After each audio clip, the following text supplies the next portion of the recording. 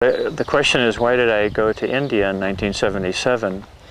And so I came across books about physical immortality in the early 60s, and I collected all of the literature on the subject of physical immortality in the English language. And I still have a library. It's the largest library in the world on the subject of physical immortality, and it's registered with the Library of Congress.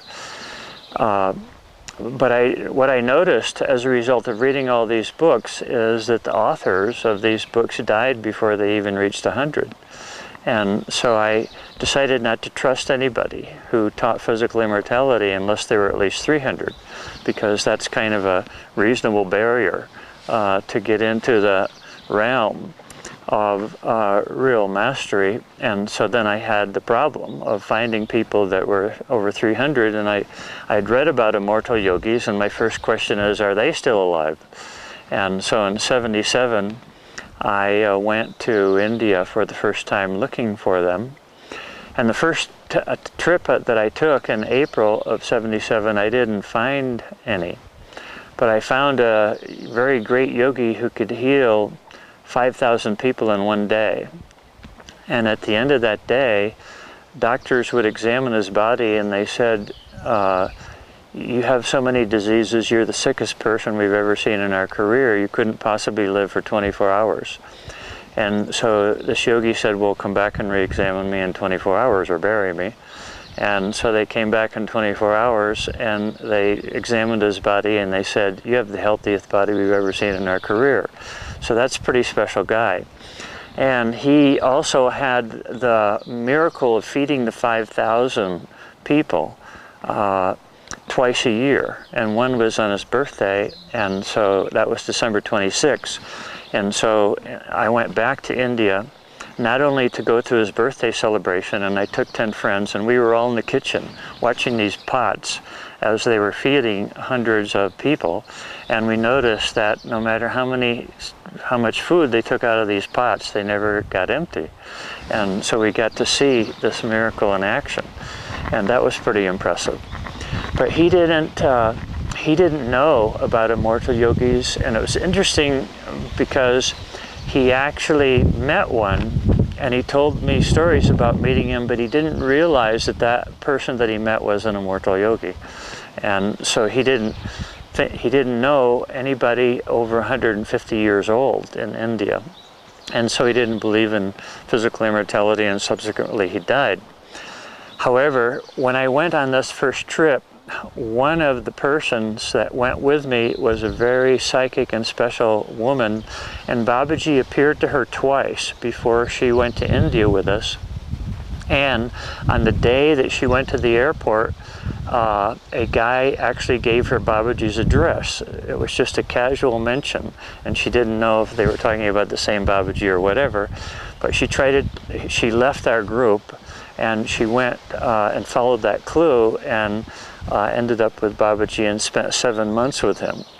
And as a result of seeing everything imaginable, being with him for 7 months, including Babaji levitated her across a riverbed that was over 1,000 feet wide, and showed her, and actually materialized her body for 3 days and took her on a trip through the universe. And so when she came back and shared that, why I couldn't wait to go meet Babaji. And so after we completed our agreement with this guru who did the feeding of the 5,000 miracle, we took off and we went to Babaji's ashram, and I was in Babaji's ashram for 30 days. And had some amazing experiences. Through Babaji, I met several other immortals. I met a 380-year-old guy, and I met 2 guys that were 2,000 and one that was 800. And so at one point I thought, what makes these people immortal? And when I thought about the common denominators of their lifestyle, I realized that it was earth, air, water, and fire. They all had a conscious relationship to earth, air, water, and fire. They all bathe twice a day. They all have, they do a fire ceremony or have a more extensive relationship to fire. including Babaji told me that Krishna sat in a dhuni with the fire for over 90 years. And they're all vegetarians, and they also fast extensively. And they were the only people on the planet that I could find that were breathing fully and freely. And so they practice air purification. And so when I thought about that, I thought, you know, why couldn't I figure that out myself? Because earth, air, water, and fire is so simple and obvious. And the body is composed of earth, air, water, and fire. And if you stop to think about it, if you had to do something difficult to be immortal, that was painful and unpleasant, then God would be a sadist. Because he would have constructed us in a way in which we are designed to self-destruct. Or that we had to make ourselves miserable in order to live forever. I mean, it doesn't make any sense.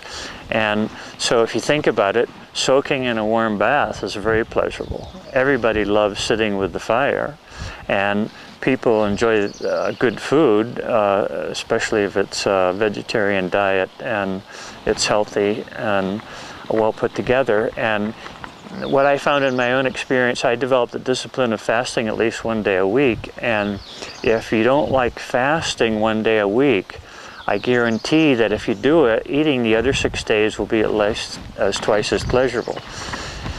And so the breathing can produce the highest states of ecstasy.